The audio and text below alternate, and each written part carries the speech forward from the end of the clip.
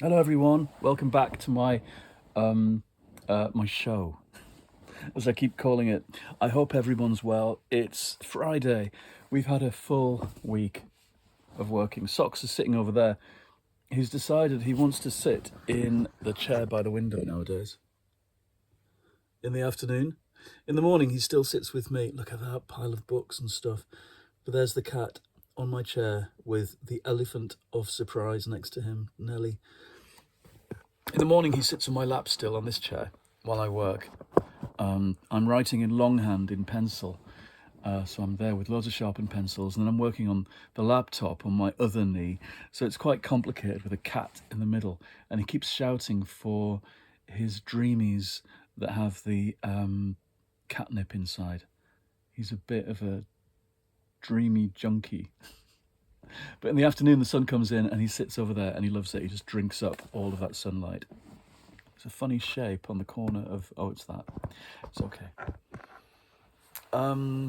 So I've been working hard on this play script that I've got to write, and my deadline's the end of the month, and I've been working really hard on piecing together the kind of jigsaw of this play.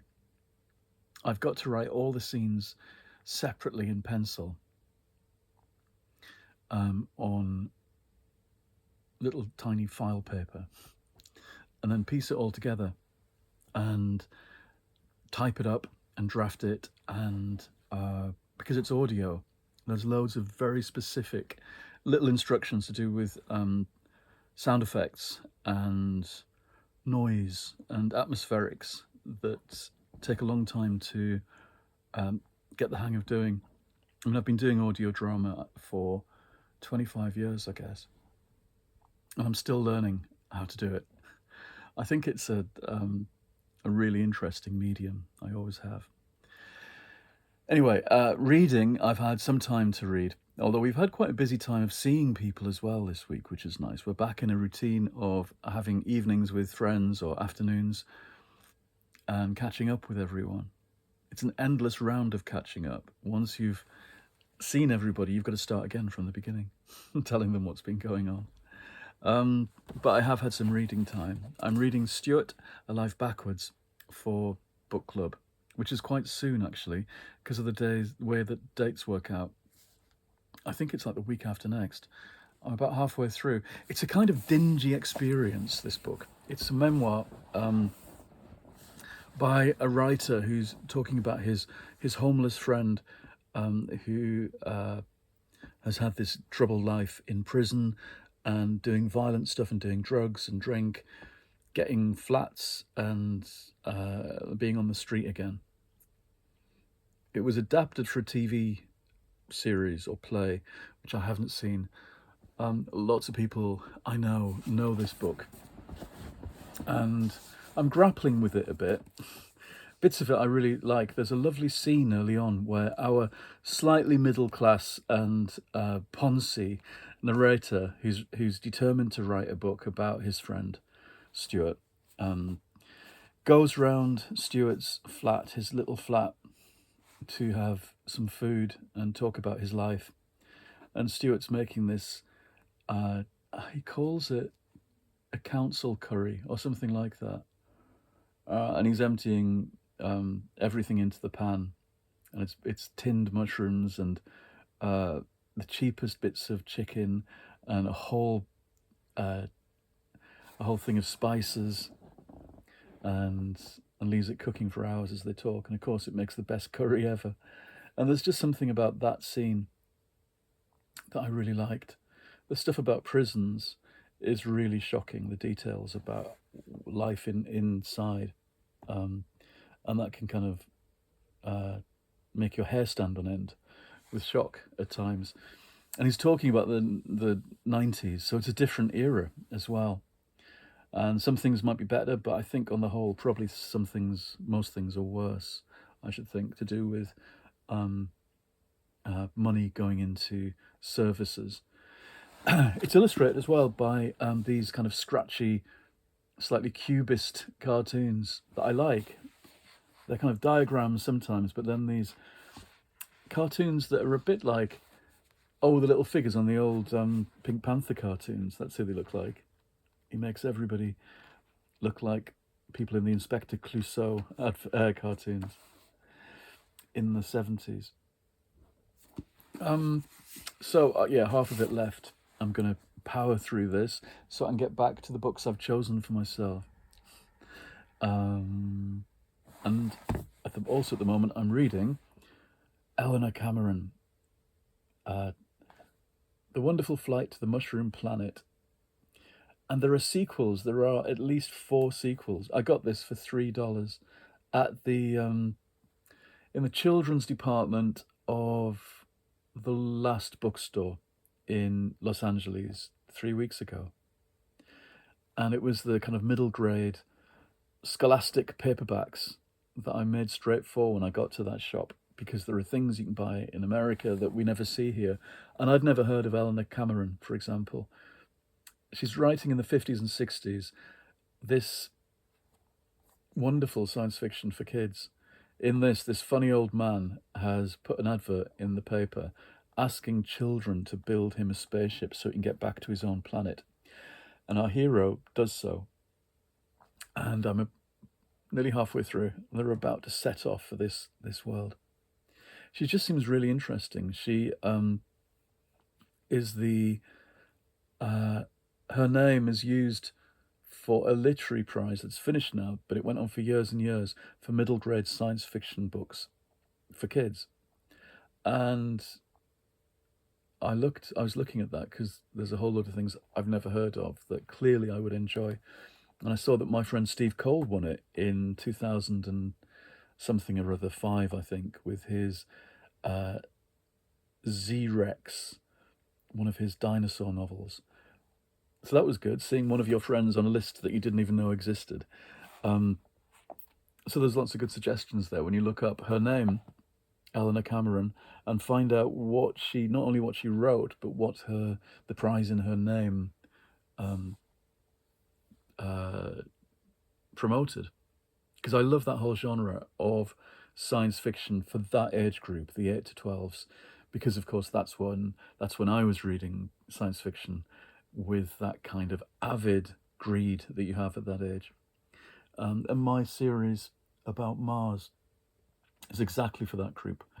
My trilogy that Firefly published 10 years ago, the Lost on Mars trilogy. What was really nice at Macclesfield in the church at that festival 2 weeks ago was this little lad, about 12, coming in because he'd seen my name on the advertising for the festival, and he loved Lost on Mars. He'd been made to read it at school, or they'd been made to choose something at school, and he chose my book and loved it and came and told me. I think that's amazingly grown up to do that, to read a book at school and decide you really like it, and then go and see the author do an event just off your own bat. I think that's really amazing. And he was delighted to hear that there were 2 sequels as well, and that I did Doctor Who books. So that was it. That was good. They all connect, those things, those science fiction books. And SF Saeed, who I was talking about the other day with his wonderful Varjak Paw book about the cats, he gave those books lovely reviews in The Guardian and was a big supporter and was really into the idea of there being this contemporary movement within middle grade science fiction. I'm not sure where that's gone now, if the things moved on, and it never happened quite. Certainly the Lost on Mars books weren't bestsellers, but the people who do find them do love them.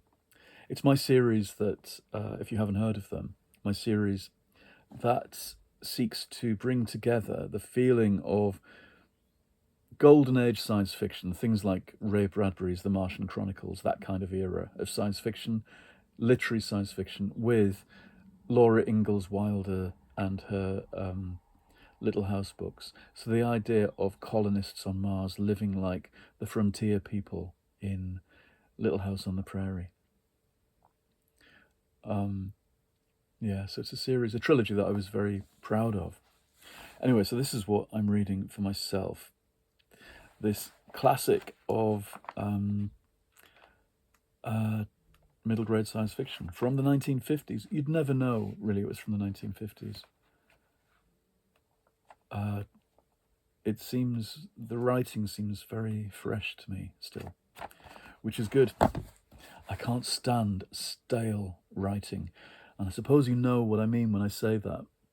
Certain books that are meant to be wonderful, that everybody raves about, that are supposed to be the kind of thing that we should all like, often read to me as very stale. And usually it's to do with the writing being overly fussy or fancy, trying to impress us with its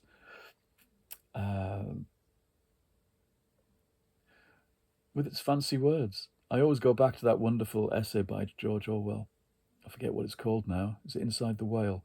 Where he tells you to use more direct, simple language in everyday use, in every case, rather than kind of fancy long words for the sake of it. To choose the Anglo-Saxon over the kind of Frenchy Latin words. English is suffused with both, and so he thinks we should always go for the Anglo-Saxon over the Latinate.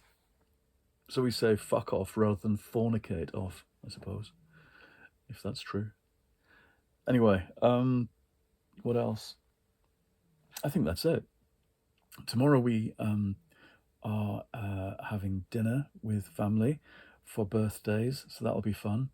And hopefully I'll get to have a very quiet day on Sunday, I hope, to catch up on some reading before launching into writing again.